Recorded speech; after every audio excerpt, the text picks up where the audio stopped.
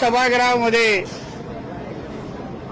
पाकिस्तानच्या एकंदरीत चित्र रंगवण्याच्या परिस्थिती जी झाली तीच त्या शाळेमध्ये पाकिस्तानमध्ये निगडीत असलेली गाणी, सरतन से जुदा असलेली गाणी लहान मुलांच्या समोर जिल्हा परिषद शाळेमध्ये जे आयोजित केली गेली, जिहाद एकंदरीत कसा असतो तो दाखवण्याचा घाणेरडा प्रयत्न त्या दिवशी लहान मुलांच्या समोर केला गेला.